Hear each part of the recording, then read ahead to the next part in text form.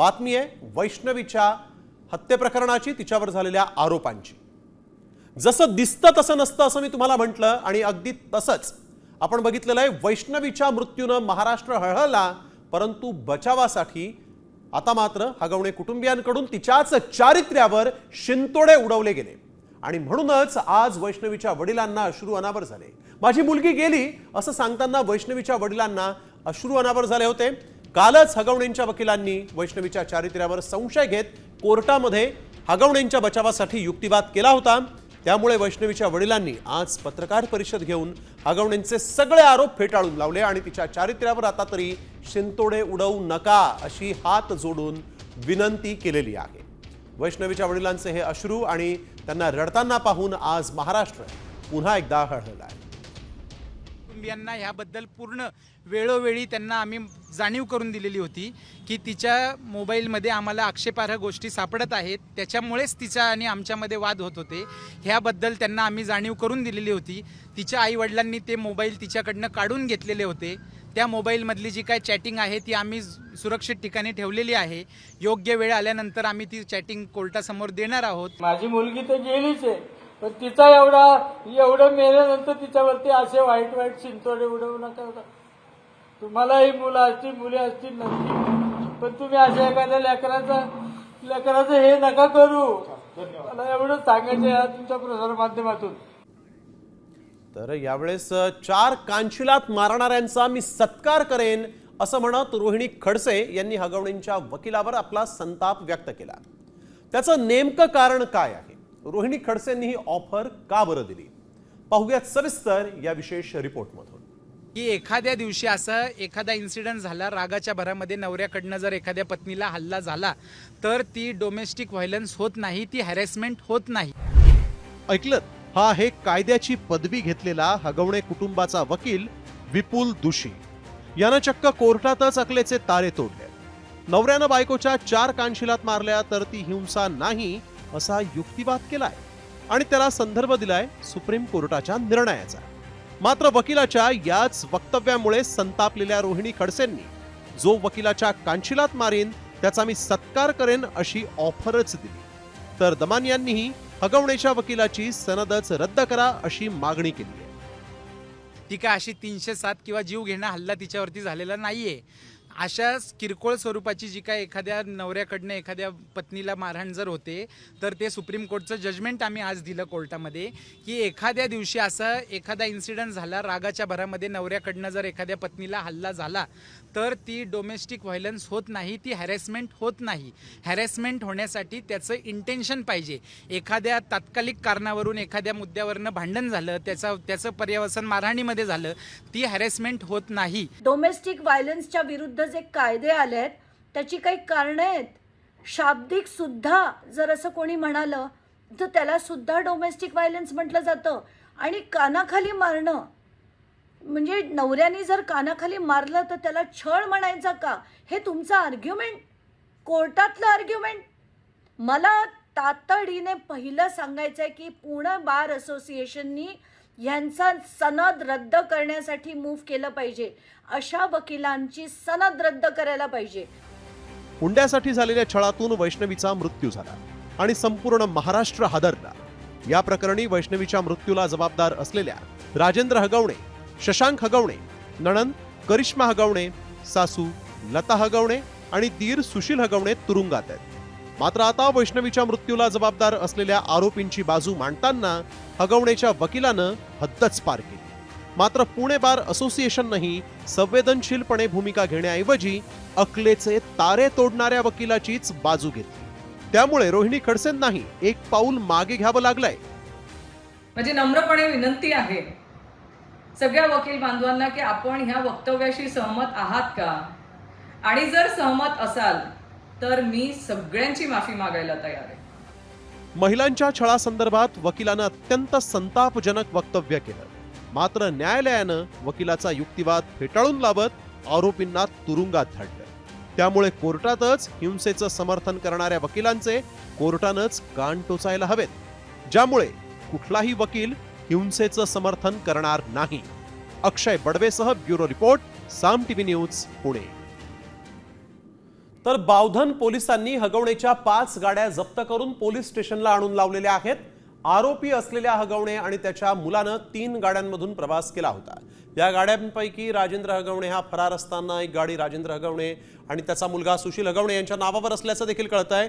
तर बाकीच्या 2 गाड्या ज्या आहेत त्या वेगवेगळ्या नावानं आहेत.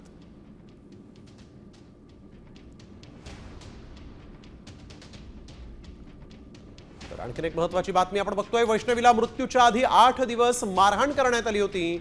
शशांक हगवणेनं लोखंडी पाईप तसंच प्लास्टिकचा पाईप यानं वैष्णवीला मारहाण केल्याचा आरोप वैष्णवीच्या कुटुंबियांनी केलेला आहे. वैष्णवीला मारहाण केलेले पाईप पोलिसांनी जप्त केलेले आहेत.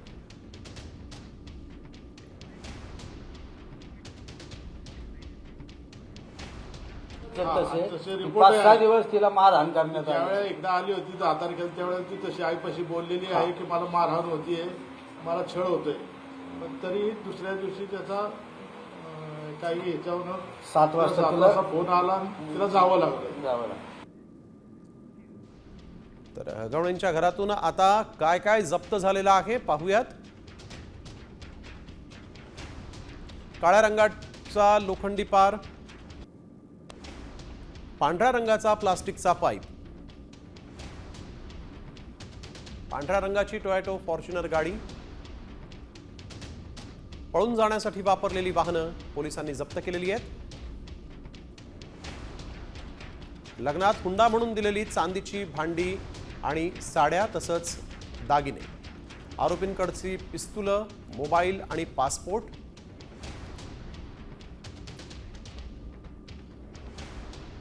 तर बावधन पोलिसांनी आता ऍक्शन करत 5 गाड्या जप्त केलेल्या आहेत आणि पोलीस स्टेशनला आणून लावलेल्या आहेत. आरोपी असलेल्या हगवणे आणि त्याच्या मुलानं 3 गाड्यांमधून प्रवास केला होता. या गाड्यांपैकी राजेंद्र हगवणे फरार असताना एक गाडी जी आहे ती त्यानं वापरली होती. एक गाडी राजेंद्र हगवणेचा मुलगा सुशील हगवणेच्या नावावर आहे. तर बाकीच्या 2 गाड्या वेगवेगळ्या नावाने आहेत. या 5 गाड्यांमध्ये एंडेव्ह्योर, बलेनो, थार, फॉर्च्युनर आणि ॲक्टिवा या गाड्यांचा समावेश आहे. तर हगवणेच्या या 5 गाड्या जप्त झाल्या, त्यामध्ये फोर्ड एंडेव्ह्योरचा समावेश आहे, थारचा समावेश आहे. फॉर्च्युनर गाडी जी आहे ती देखील जप्त करण्यात आली आहे. बलेनो ही गाडी देखील जप्त झालेली आहे. ॲक्टिवा देखील आता पोलिसांनी जप्त केली आहे. तर वैष्णवी हगवणे प्रकरणी शशांक हगवणे, लता हगवणे आणि करिश्मा या तिघांना न्यायालयीन कोठडी सुनावण्यात आली. तिघांनी आता 14 दिवसांच्या न्यायालयीन कोठडीमध्ये त्यांना पाठवण्यात आलेला आहे. त्यामुळे या तिघांच्या जामिनाचा मार्गही मोकळा झाला आहे. आजच त्यांना जामिनासाठी अर्ज दाखल त्यांनी केलेला आहे. त्यामुळे आता त्यांना जामीन मिळतो का हे पाहणं देखील महत्त्वाचं राहणार आहे. वैष्णवी हगवणेला न्याय मिळालाच पाहिजे. मी वैष्णवीच्या आई वडिलांसोबत आहे. न्याय व्यवस्थेवर मला पूर्ण विश्वास असल्याचं गौतमी पाटीलनं म्हटलंय. वैष्णवीच्या आत्महत्ये प्रकरणी गौतमी पाटीलची ही प्रतिक्रिया समोर आली. बैलासमोर डान्स केल्याचा तिचा व्हिडिओ खरा होता असं देखील गौतमी पाटीलनं स्पष्टीकरण देताना सांगितलेलं आहे.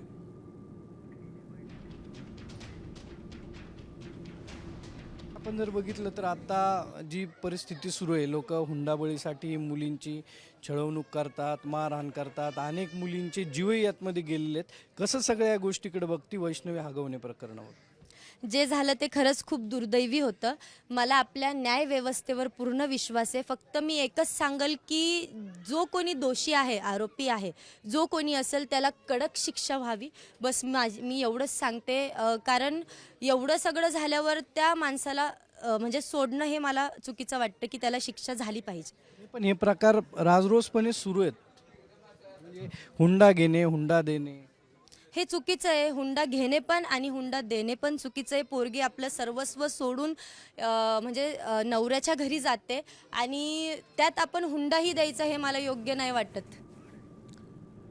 तर शशांकचा मित्र फरार आरोपी निलेश चव्हाणच्या अडचणीत वाढ झाली आहे. पुणे पोलिसांनी निलेश चव्हाणच्या विरोधात लुकआउट नोटीस जारी केलेली आहे. वैष्णवीच्या बाळाचा छळ केल्याप्रकरणी त्याच्यावर गुन्हा दाखल करण्यात आला होता. वैष्णवीच्या बाळाच्या जीवाला धोका निर्माण केल्याप्रकरणी हा गुन्हा दाखल करण्यात आलेला आहे. निलेश चव्हाण हा वैष्णवी हगवणेच्या पतीचा जवळचा मित्र आहे आणि वैष्णवीच्या आत्महत्येनंतर त्यानं वैष्णवीच्या बाळाला लपवून ठेवलं होतं. 75 जे ॲक्ट हे कलमसुद्धा याच्यामध्ये वाढ करून आणि कन्फाईनमेंट 342 जो पूर्वीचा IPC आहे म्हणजे मुलाला दाबून ठेवला त्याबद्दल तो गुन्हा दाखल झाला आहे. याच्यातून रितसर कोर्ट टाकून पण आपण सर्व परमिशन्स वगैरे घेतलेल्या आहेत की निलेश चव्हाणला या ठिकाणी ताब्यात ठेवला आहे.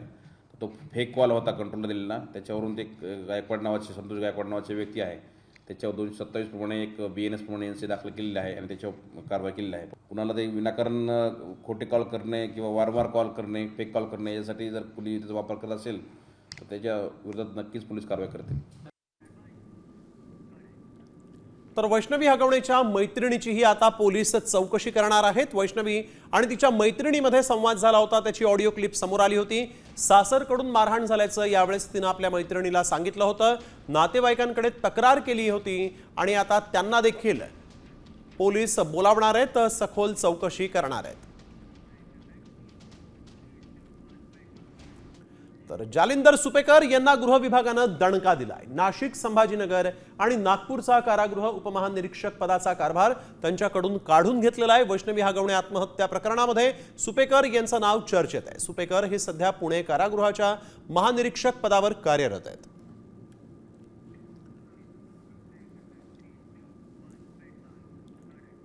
मुख्यमंत्री देवेंद्र फडणवीसांनी आज पुन्हा एकदा त्यांचे कट्टर राजकीय विरोधक असलेल्या शरद पवारांचं कौतुक केलेलं आहे. फडणवीसांनी शरद पवारांबाबत अनेक गोष्टी आवडत असल्याचं सांगितलं. तर संजय राऊत यांनी यावरून फडणवीसांवर जोरदार निशाणा साधलाय. कौतुकासाठी दिल्लीची परवानगी घेतली असेल असं राऊत यांनी म्हटलंय.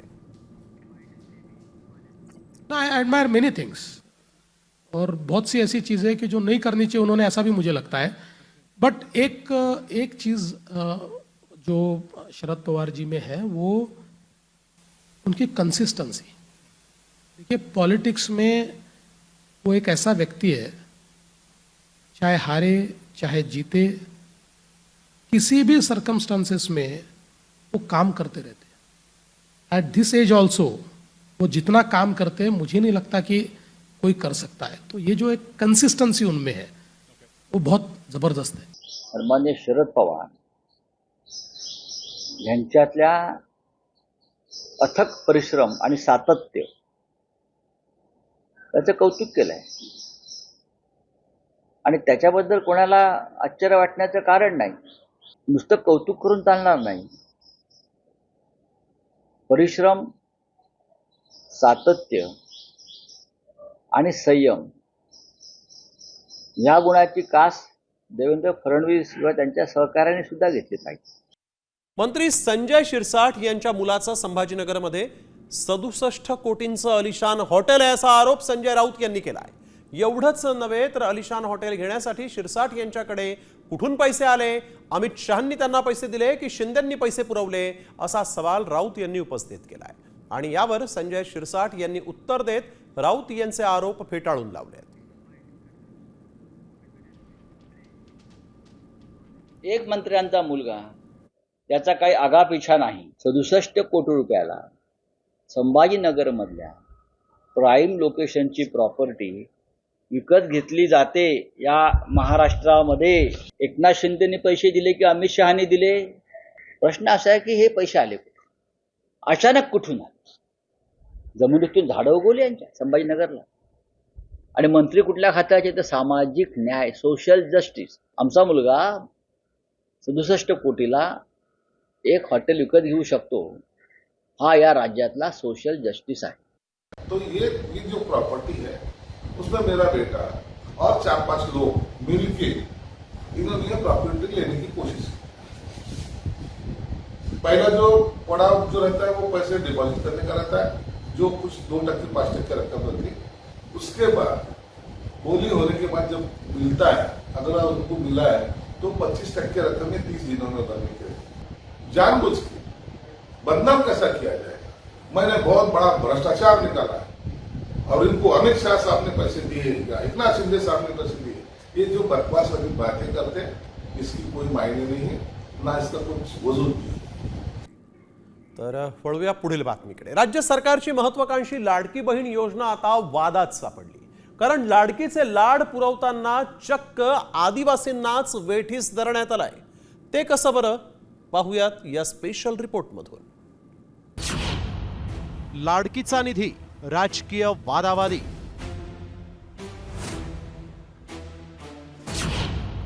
लाडकीसाठी आदिवासी वेठीला.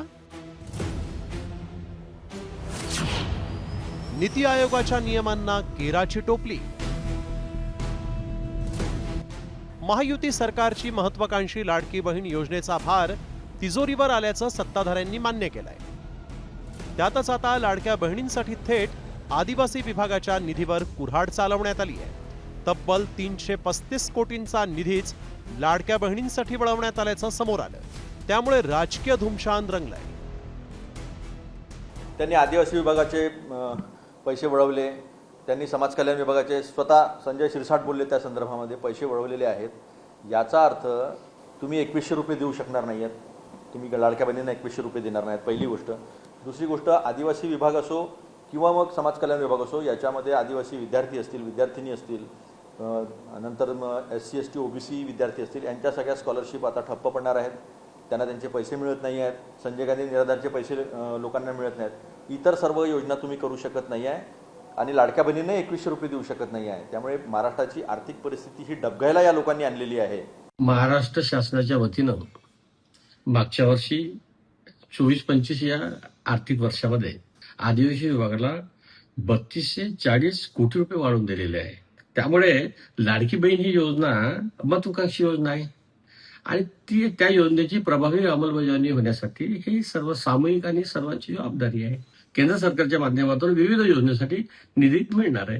त्यामुळे हा जो अपप्रचार आहे कृपया करून थांबवा अशी विनंती. राज्यात महायुतीची सत्ता आल्यानंतर सरकारनं पहिल्याच अर्थसंकल्पात 46,000 कोटींची आवश्यकता असताना 36,000 कोटींचीच तरतूद केली होती.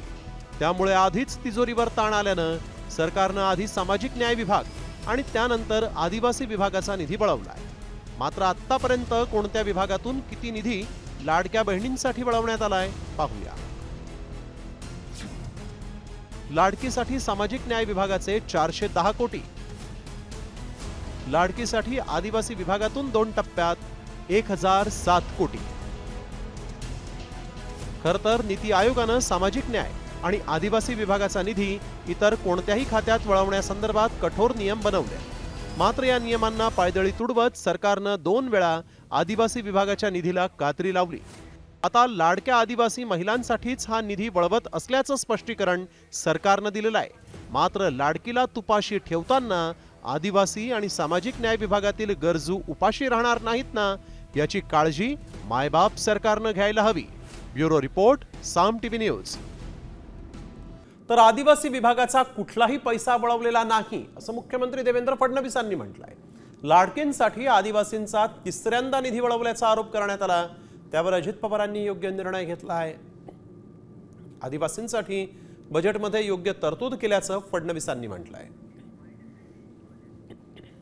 बहीण ही योजना वैयक्तिक लाभाची योजना आहे. त्यामुळे लाडक्या बहिणीकरता जर तुम्ही निधी दिला तर तो अर्थसंकल्पाच्या नियमाप्रमाणे त्या आदिवासी विभागातच दाखवावा लागेल. जवळजवळ 2.25 पटीनं या विभागांचं बजेट वाढवलेलं आहे आणि त्या ठिकाणी तो दाखवलेला आहे. त्यामुळे ही अकाउंटिंगची पद्धत आहे.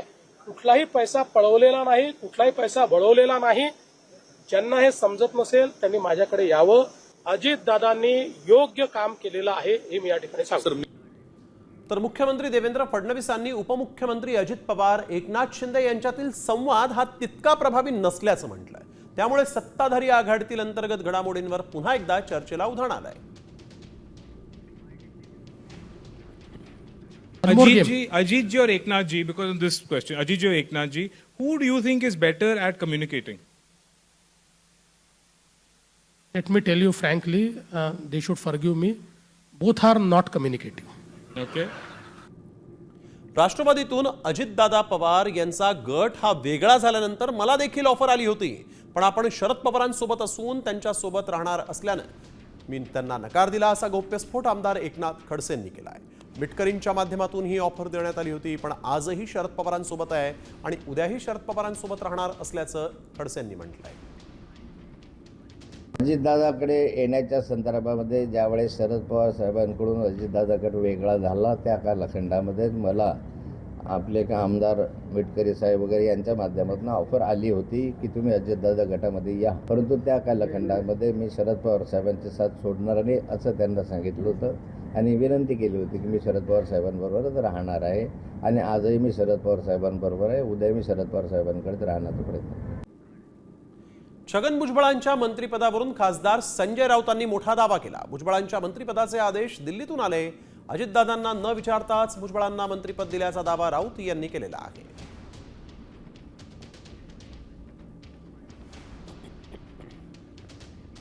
अजित पवारांचा ज्या प्रकारे अपमान सुरू आहे भाजपमध्ये, म्हणजे अजित पवारांना न विचारता त्यांच्याच पक्षातल्या माणसाला मंत्री केलं भुजबळला. अजित पवारांना झोप पण लागत नसेल या घटनेमुळे, की जे पक्षाचे नेते आहेत, प्रमुख आहेत अजित पवार, त्या पक्षाचा एक नेता जो त्यांच्या पक्षाचा आमदार आहे, अजित पवारांना न विचारता दिल्लीतून त्यांना मंत्री करण्याचे आदेश येतात. वळूया पुढील बातमीकडे. पावसाळ्याचा आनंद लुटण्यासाठी म्हणून माथेरानमध्ये सध्या मोठ्या प्रमाणावर पर्यटक येत आहेत.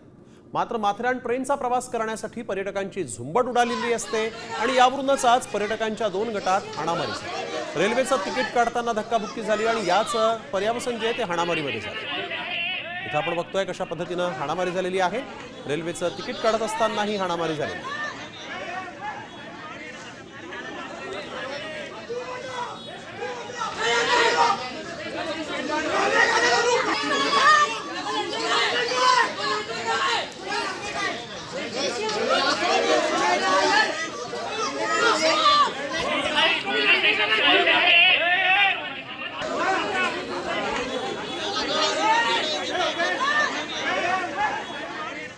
भाजपा आमदार गोपीचंद पडळकरांनी जाहीर भाषणामध्ये मोदींचं कौतुक केलं. पंतप्रधान मोदी हे अहिल्यादेवींच्या पावलावर पाऊल ठेवतायत, त्याच्यामुळेच अहिल्यादेवींची जयंती सर्वत्र साजरी होतीये आणि त्यांनी जर संधी दिली तर त्यांच्या घरी मी 10 दिवस बंगला धुवायला तयार आहे, असं विधान पडळकरांनी केलंय.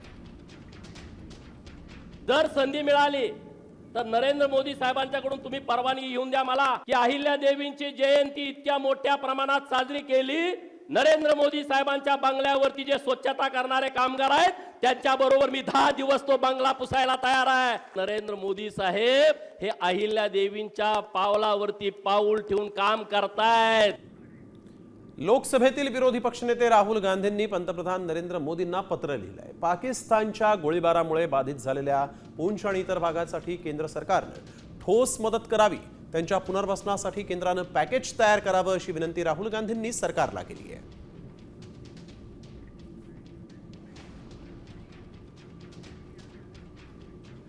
तर आपण बघतोय राहुल गांधी यांनी थेट पंतप्रधान नरेंद्र मोदींना पत्र लिहिलेलं आहे. या नागरिकांचं पुनर्वसन करा असं या पत्रामध्ये मागणी करताना त्यांनी म्हटलेलं आहे. आता पीओके घेणारच हे आम्ही नाही तर खुद्द देशाच्या संरक्षण मंत्र्यांनी म्हटलेलं आहे. मात्र पीओके घेण्याचा प्लॅन काय आहे आणि संरक्षण मंत्री राजनाथ सिंग यांनी काय इशारा दिलेला आहे, पाहूयात सविस्तर या स्पेशल रिपोर्टमधून. पीओके भारतात येणारच.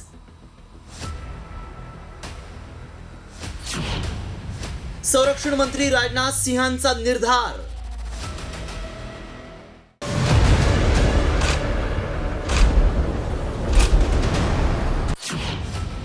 पाकशी केवळ दहशतवाद, पीओकेवरच चर्चा.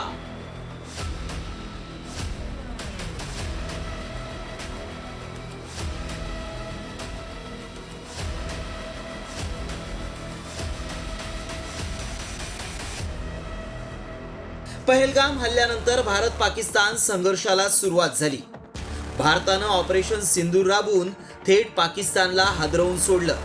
भारतानं आता आणखी एक पाऊल पुढे टाकत पीओके मधील म्हणजेच पाक व्याप्त काश्मीरमधील नागरिक आमचे बांधव असल्याचं संरक्षण मंत्री राजनाथ सिंग यांनी म्हटलंय. पाकिस्तानशी फक्त दहशतवादावर आणि पीओकेवरच चर्चा होईल असा थेट इशारा संरक्षण मंत्री राजनाथ सिंग यांनी दिलाय. अब जब भी बात होगी केवल आतंकवाद पर बात होगी, पीओके पर बात होगी और किसी दूसरे मुद्दे पर पाकिस्तान के साथ बात नहीं होगी. पाक ऑक्युपाइड कश्मीर के लोग हमारे अपने हैं, आप मानते हैं ना? पाक ऑक्युपाइड कश्मीर के लोग वो हमारे अपने हैं, हमारे परिवार का हिस्सा है। याआधी भारताच्या कारवाईनं घाबरलेल्या पाकनं पीओकेतून सैन्याला माघार घेण्यासाठी सांगितलं होतं, तर दुसरीकडे पंतप्रधान नरेंद्र मोदींनीही ऑपरेशन सिंदूरच्या यशानंतर अशाच प्रकारे पीओके ताब्यात घेतलं जाईल असा इशारा दिला होता। अगर पाकिस्तान से बात होगी तो टेररिज्म पर ही होगी। अगर पाकिस्तान से बात होगी तो पाक ऑक्युपाइड कश्मीर पीओके उस पर ही होगी। भारतीय संविधानाच्या अनुच्छेद 1 नुसार जम्मू आणि काश्मीर भारतीय संघराज्याचा अविभाज्य भाग आहे। 1994लाच काश्मीर भारताचा भाग असल्याचा ठराव संमत करण्यात आला होता। संविधानात पीओके बाबत स्पष्ट भूमिका मांडलेली असतानाही पाकनं 1948 मध्ये पीओकेवर अवैध ताबा घेतलाय। मात्र आता पीओके तिरंगा फडकण्याची चिन्ह आहे, कारण भारतानं पीओके जिंकण्यासाठी ब्ल्यूप्रिंट तयार केली आहे। काय आहे ही ब्ल्यूप्रिंट पाहूयात। काश्मीरच्या तुलनेत पीओके मध्ये विकास नगण्य आहे। पीओके मधल्या नागरिकांना सातत्यानं अन्यायपूर्ण वागणूक दिली जाते। उपासमारी आणि गरिबीमुळे पाक सरकार विरोधात तिथं नाराजी आहे। दहशतवादी लॉन्च पॅडमुळे स्थानिकांमध्ये असंतोष आहे।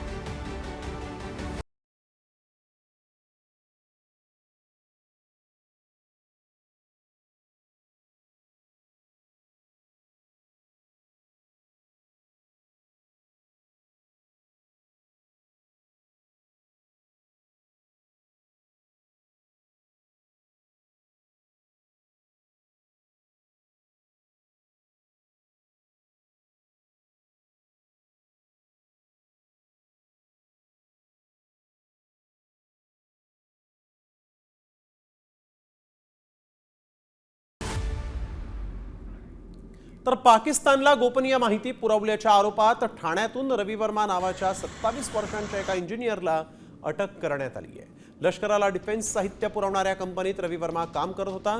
पाकिस्तानचे इंटेलिजन्स ऑपरेटिव्हनं रवीला हनी ट्रॅपमध्ये अडकवत त्याच्याकडून गोपनीय माहिती काढून घेतली। नोव्हेंबर 2024 मध्ये रवीची पाकिस्तानच्या एका मुलीच्या संपर्कामध्ये तो आला होता, तिच्याशी ओळख झाली होती आणि त्यानंतर नोव्हेंबर ते मार्च पर्यंत तो फेसबुक आणि व्हॉट्सअपद्वारे गोपनीय माहिती तिला पुरवत होता।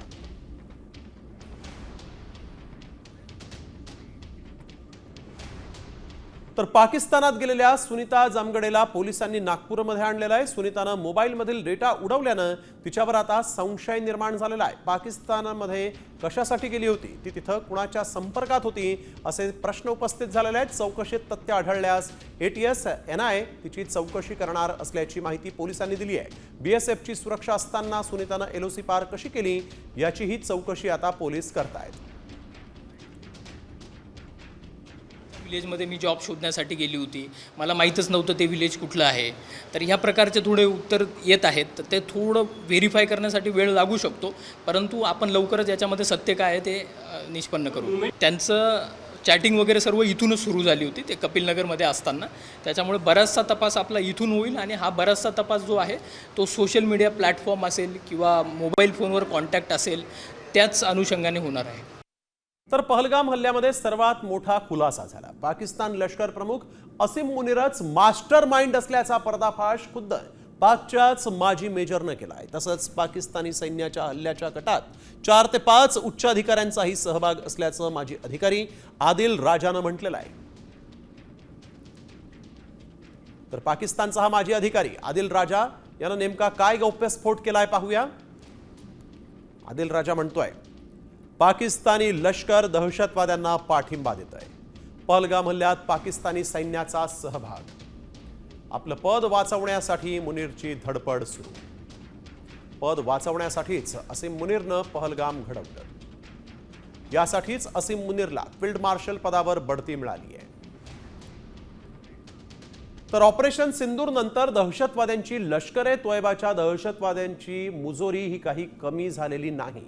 लष्कर-ए-तोयबाच्या एका कार्यक्रमात दहशतवादी मुजम्मिल हाजमी यानं थेट पंतप्रधान नरेंद्र मोदींवर टीका केली। मोदी, तुम्ही आम्हाला बंदुकीच्या गोळ्यांची भीती दाखवता, आम्ही तुमच्या मिसाईलना नाही घाबरलेलो, गोळ्यांनी काय घाबरणार, असं विधान या दहशतवाद्यांनी केलेलं आहे.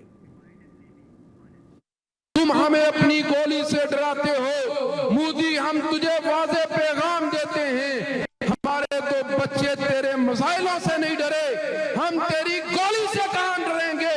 और ये पैगाम सुन, ये वाज़े पैगाम है, हमें खौफजदा न तेरे बड़े कर सके न तू कर सकेगा। तू तारीख जरा देख ले, इस हिंदुस्तान के अंदर तेरे बाप दादा की तारीख क्या है और हमारे आबाओ अजदाद की तारीख क्या है। तेरे बाप दादा ने हमेशा हमारे आबाओ अजदाद के सामने पानी भरा है और हम तुझे भी ये बात कहते हैं, वक्त आने वाला है, वक्त आने वाला है जब तू भी हमारे सामने पानी भरेगा। तर वळूया पुढील बातमीकडे. हॉस्पिटल आणि डॉक्टरांच्या कट प्रॅक्टिसचा एक काळा धंदा एका डॉक्टरनंच उघड केलाय. मात्र ही कट प्रॅक्टिस कशी चालते, त्यात सर्वसामान्य लोकांचं रक्त कसं शोषलं जात आहे, पाहुयात हॉस्पिटलच्या गोरख धंद्यांचं हे काळं सत्य या स्पेशल रिपोर्टमध्ये. आरोग्य यंत्रणेला वाळवी,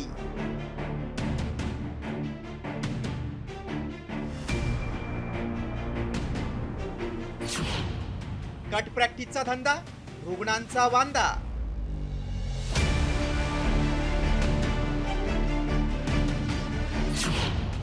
डॉक्टर कडूनच हॉस्पिटलचं काळं सत्य उघड. मैनेजमेंट कहता है इस महीने आईसीयू में इतने बेड भरने चाहिए.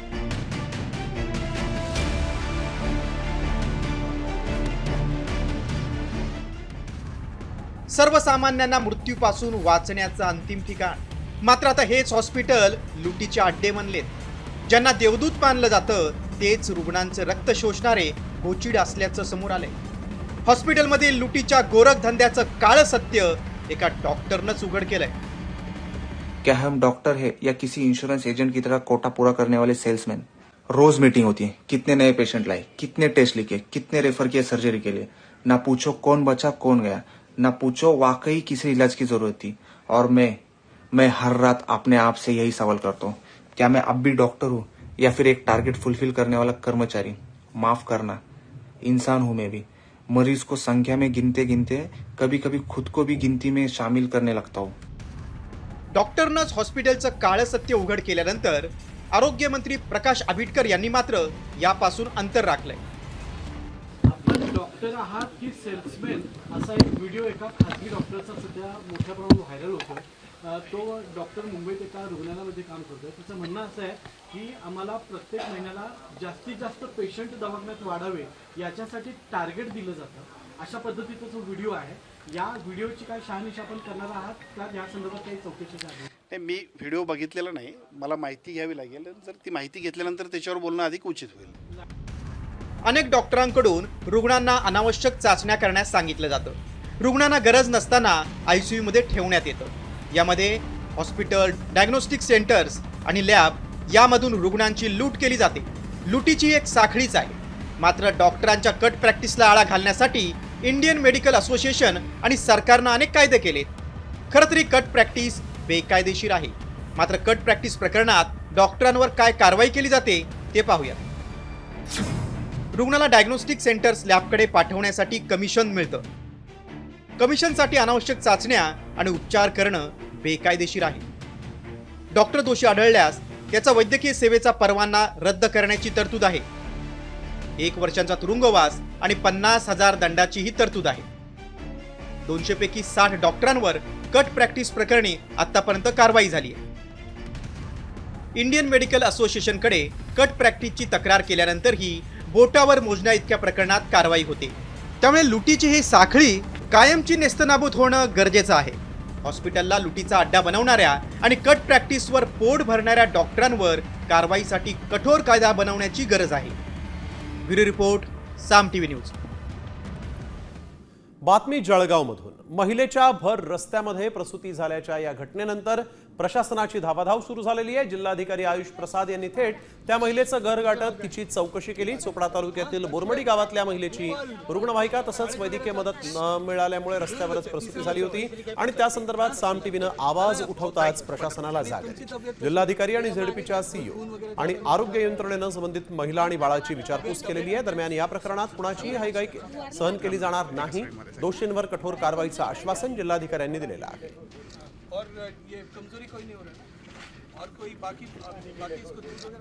तुम्हाला मी सांगतो याबद्दल आपण म्हणजे प्रचंड गंभीर आहे की अजिबात असा होता कामा नये. सगळे गोष्टी, सगळे बैठका, सगळे VC, सगळे गोष्टी सोडून मी स्वतः मुख्य कार्यकारी अधिकारी, तालुक्याचे सर्व वरिष्ठ अधिकारी या सगळे जण आपण या ठिकाणी आहे आणि एकमेव म्हणजे या ठिकाणी 2 उद्देश आहे.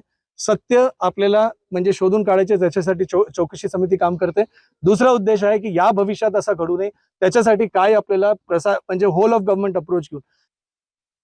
तर वळूया पुढील महत्त्वाच्या बातमीकडे. ठाण्यामध्ये गेल्या 24 तासात 14 नव्या कोरोना रुग्णांची नोंद झालेली आहे. ठाण्यामध्ये कोरोनाचे एकूण 86 रुग्ण समोर आलेले आहेत. कल्याण डोंबिवली महानगरपालिका क्षेत्रात आज कोरोनाचे 2 रुग्ण दाखल झालेले आहेत. 4 कोरोना रुग्णांवर सध्या उपचार सुरू आहेत. आतापर्यंत 2 रुग्णांचे या ठिकाणी मृत्यू झालेले आहेत. कोरोनाचे 16 नवे रुग्ण सापडलेले आहेत. आतापर्यंत 2 कोरोना रुग्णांचा ठाणे जिल्ह्यामध्ये मृत्यू झालेला आहे. ठाणे कल्याणमध्ये कोरोनाचे 16 नवे रुग्ण समोर आलेले आहेत.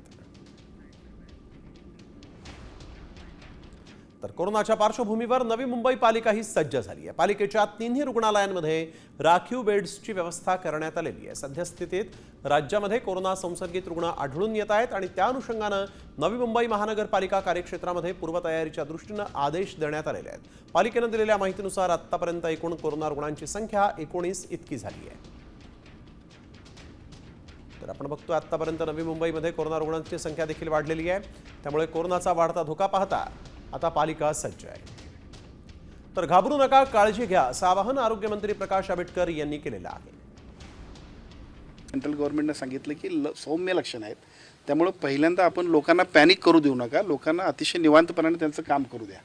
ही सूचना सेंट्रल गव्हर्नमेंटनं आम्हालाही दिली आणि माझी विनंती आपल्या माध्यमातून सगळ्या नागरिकांना आहे की पॅनिक व्हायची अजिबात गरज नाही. फक्त आपल्या आरोग्याची काळजी घ्या. आपल्या डॉक्टरांचा सल्ला घेऊन आपण योग्य त्या पद्धतीनं आरोग्यपूर्ण अशा पद्धतीचं आपलं कामकाज करा. लपवायची गरज अजिबातच नाही. लपवायची गरज नाही आणि वस्तुस्थिती लोकांपर्यंत सांगण्याची मात्र गरज आहे. जपानी बाबा वेंगानं जगाला धडकी भरवणारी भविष्यवाणी केली आहे.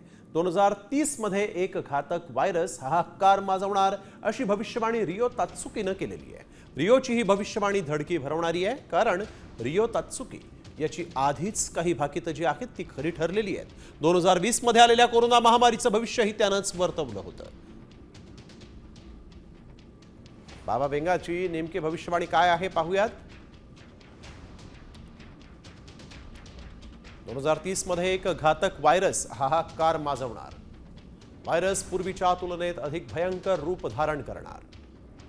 नवा व्हायरस अधिक लोकांचा बळी घेईल. नवा व्हायरस जागतिक आरोग्य व्यवस्था नष्ट करेल. जपानी बाबा वेंगाचं 2020 मधील कोरोना संकटाचंही भविष्य खरं ठरलं होतं. पृथ्वी विनाशाच्या उंबरठ्यावर उभी आहे हे आम्ही नाही तर शास्त्रज्ञ म्हणतायत. त्याचं नेमकं कारण काय पाहूयात सविस्तर या स्पेशल रिपोर्टमधून. पृथ्वीवर आदळणार महाकाय लघुग्रह.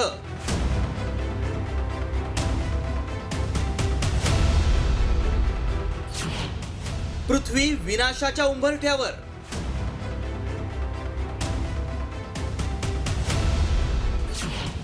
शास्त्रज्ञांची चिंता वाढली. अवकाशातून पृथ्वीच्या दिशेनं येणाऱ्या एका महाकाय लघुग्रहानं शास्त्रज्ञांची चिंता वाढवली आहे. या लघुग्रहामुळे पृथ्वीचा विनाश होणार असून अर्ध जग नष्ट होईल असं सांगितलं जातंय. पृथ्वीवर 8 अब्ज लोक राहतात. त्यामुळे पृथ्वीवर हा लघुग्रह आदळल्यास काय होणार अशी भीती अनेकांना सतावू लागली आहे. या लघुग्रहामुळे पृथ्वीवर किती नुकसान होऊ शकतं असा प्रश्न निर्माण झालाय.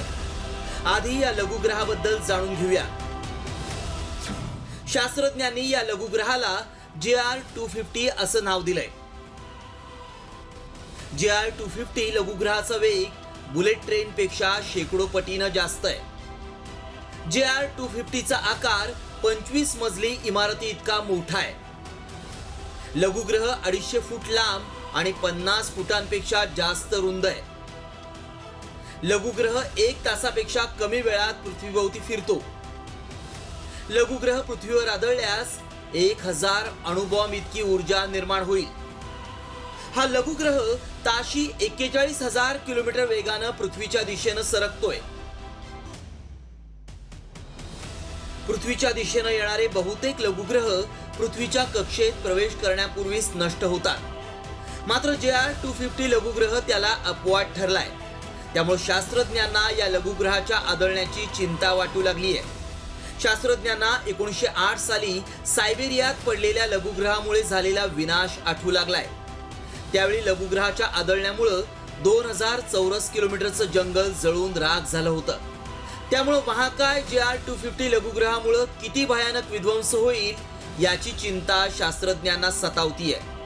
सध्या हा लघुग्रह पृथ्वीवर पोहोचणार नाही अशी शक्यता शास्त्रज्ञांनी व्यक्त केली आहे. मात्र जर JR-250 आपला मार्ग बदलून पृथ्वीवर आदळला तर मोठा विनाश होण्याची शक्यता आहे. त्यामुळे पुढचा काळ शास्त्रज्ञांसह सगळ्यांसाठीच मोठ्या आव्हानाचा आहे. ब्युरो रिपोर्ट, साम टीव्ही न्यूज. पुण्याच्या शिरूर तहसील कार्यालयात नागरिकांनी घुसून तहसीलदारांना जाब विचारला. शिरूर तहसील कार्यालयामध्ये सुनावणीसाठी तासनतास नागरिक ताटकळत उभे होते आणि यावेळेस नागरिकांचा अखेर संयम सुटला आणि सुनावणीसाठी आलेल्या नागरिकांनी थेट तहसीलदारांच्या कार्यालयामध्ये घुसून त्यांना जाब विचारला. यावेळेस तहसीलदार आणि नागरिकांमध्ये शाब्दिक वादही झाला.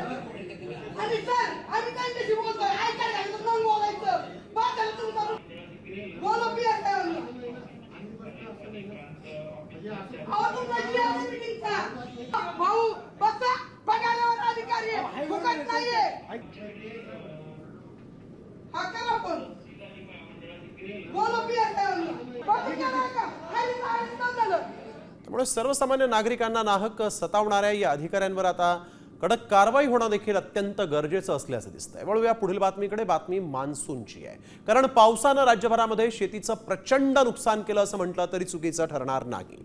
कारण सातारा जिल्ह्यात फलटण तालुक्यामध्ये 2 एकर क्षेत्रातलं केळीचं पीक अक्षरशः उद्ध्वस्त झालंय.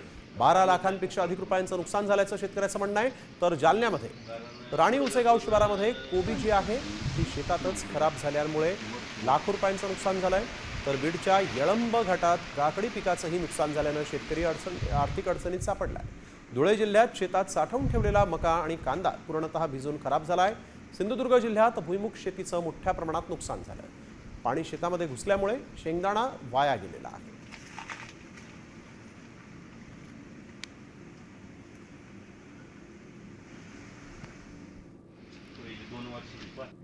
तर लातूर जिल्ह्यात पावसानं कहर केलाय. फळबागांसह भाजीपाला पिकांचंही मोठ्या प्रमाणात नुकसान झालेलं आहे.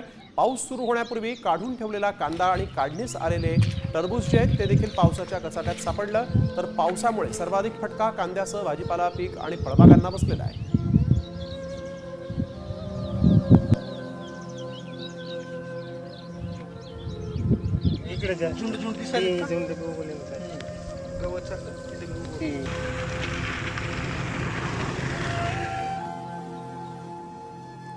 तर मान्सूनपूर्व पावसामुळे अकोला जिल्ह्यातील तेल्हारा तालुक्यात मोठं नुकसान झालेलं आहे.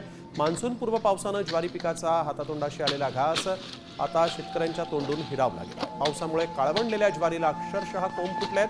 तेल्हारा तालुक्याच्या हिंगणी गावातील एका तरुण शेतकऱ्याने यावरून कृषी मंत्र्यांना खडेबोल सुनावले आहेत.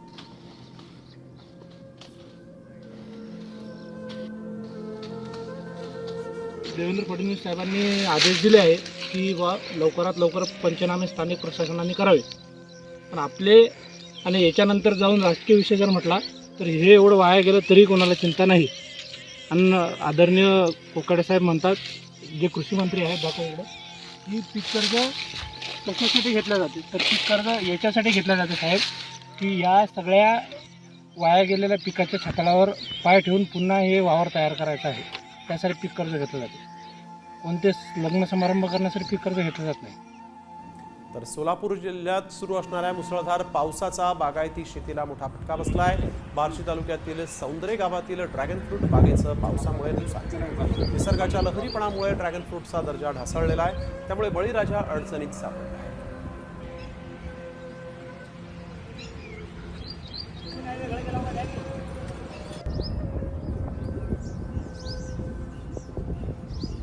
तर आपण बघतो यावेळेस ड्रॅगन फ्रूटला देखील या पावसाचा तडाखा बसलेला आहे.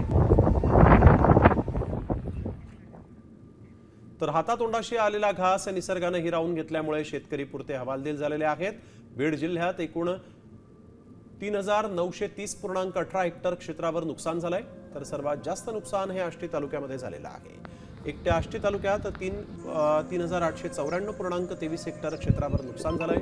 दरम्यान पाहायला गेलं तर बीड जिल्ह्यात पावसानं हाहाकार माजवला. अनेक शेतकऱ्यांचं मोठ्या प्रमाणात नुकसान झालेलं आहे आणि याच नुकसानीची भरपाई शासन स्तरावरून करण्यात यावी अशी मागणी आता शेतकऱ्यांकडून केली जाते आहे. मात्र एकीकडे कृषी सहाय्यक आणि कृषी सेवक सध्या संपावर आहेत, त्यामुळे शेतकऱ्यांची पंचनामे आता कोण करणार याकडे सगळ्यांचंच लक्ष लागलं आहे.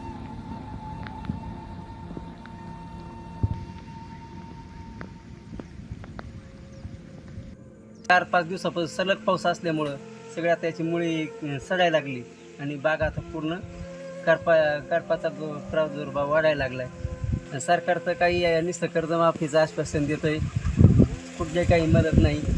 तर सरकारने कमीत कमी याला मदत करावी एवढी अपेक्षा आहे. सगळं उन्मळून झालाय, बाग पडलाय सगळा. 8-10 दिवस जर पाऊस चालू आहे सारखा. माझ्याकडे अजून 2.5 एकर डाळिंबाची बाग आहे, त्याच्यात बी 3 दिवस झालं पाणी साचलंय आणि याचं कुणी अजून शासन दरबारातून कुणी दखल घ्यायला सुद्धा आलेलं नाही. तरी मायबाप सरकार आमच्याकडे लक्ष देऊन आम्हाला योग्य ती मदत द्यावा ही नम्र विनंती.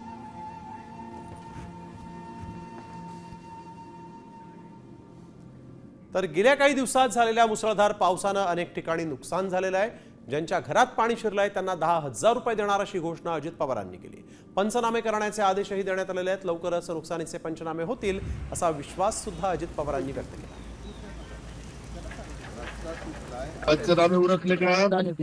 आता धान्य द्यायचं सुरुवात केली. धान्य मिळालं का? आता 10,000 रुपये ज्यांच्या घरात पाणी गेले त्यांना देतोय.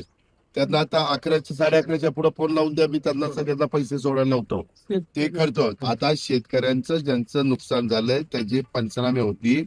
अख्ख्या महाराष्ट्रामध्ये वेगवेगळ्या भागात झालंय, त्याच्यावर ते काय एका झटक्यात होणार नाही, त्याला जरा कळ काढावी लागेल. मी त्याच्या मागं आहे. इथं जरी बारामतीत असलो तरी सारखं माझे 2-2 तासाला फोन चालले. इथलंच मी सह्या करून पाठवतोय त्यात काळजी करू. आणि जे नुकसान झालेलं आहे त्याच्यात शक्यची मदत आम्ही करणार. पावसाळ्यामध्ये तुम्ही रस्त्यावर उभं राहून सँडविच पावभाजी खाता का? खात असाल तर ही बातमी तुमच्यासाठी महत्वाची आहे. कारण स्वस्तात मिळणारे टोमॅटो हे सँडविचवाले, हे पावभाजीवाले वापरतात, परंतु हे स्वस्तात मिळणारे टोमॅटो जे आहेत ते कुठून येतात? सडलेले टोमॅटो पुन्हा विक्रीस आणले जात असल्याचं धक्कादायक प्रकार जो आहे तो समोर आलेला आहे. नवी मुंबई एपीएमसी मध्ये हा सगळा धक्कादायक प्रकार घडलेला आहे. पावसामुळे अक्षरशः खराब झालेला टोमॅटो बाजारात फेकण्यात आला. मात्र एक व्यक्ती हेच सडलेले टोमॅटो गोळा करताना साम टीव्हीच्या कॅमेऱ्यात कैद झालाय आणि हेच सडलेले टोमॅटो नंतर तुमच्या पावभाजीमध्ये, तुम्ही आवडीनं खात असलेल्या सँडविचमध्ये वापरले जात आहे. किरकोळ बाजारात स्वस्तात हे टोमॅटो विकले जातात आणि हेच किरकोळ बाजारामध्ये विकले जाणारे स्वस्तातले टोमॅटो सँडविच आणि पावभाजीमध्ये एंट्री करतात. त्यामुळे सामान्य ग्राहकांच्या आरोग्याशी सर्रास खेळ केला जातोय.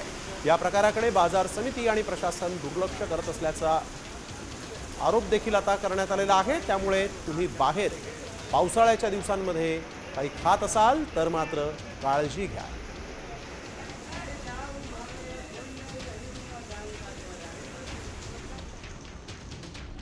छत्रपती संभाजीनगर शहरातील भीषण अपघाताचा एक व्हिडिओ समोर आलेला आहे. भरधाव कारनं बाईक स्वाराला उडवलं आणि त्यानंतर हा निर्दयी कार चालक या दुचाकी चालकाला रुग्णालयात घेऊन जायचं सोडून तिथून पळून गेला. भरधाव वेगानं आलेल्या कारनं जोरात धडक दिल्यामुळे बाईक स्वार जखमी झाला.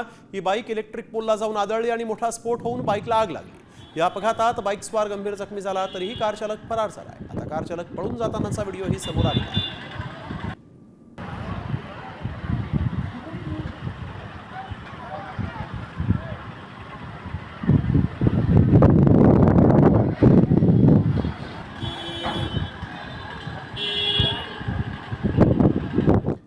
बातमी सोलापूरमधून टेक्स्टाईल मार्केट समोर कारचा भीषण अपघात झाला.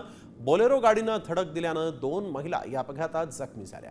या अपघाताची घटना सीसीटीव्ही कॅमेऱ्यामध्ये कैद झालेली आहे. रोहिणी पुपल आणि उषा वाघे असं अपघातात जखमी झालेल्या महिलांचं नाव आहे.